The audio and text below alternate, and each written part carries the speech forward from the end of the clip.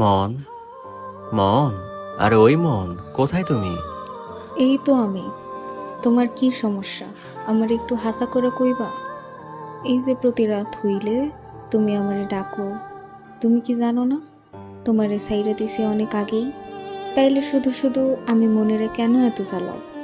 যারে এখনো মনে রাখছো ও তো দিব্যি সুখে আছে, তাইলে আমারে কি একটু রেহাই দেয়া যায় না? মন রে, আরে এই মন, তুমি ওর মন হইয়া আসো বইলেই তো আমার এই দেহে এখনো প্রাণ আছে।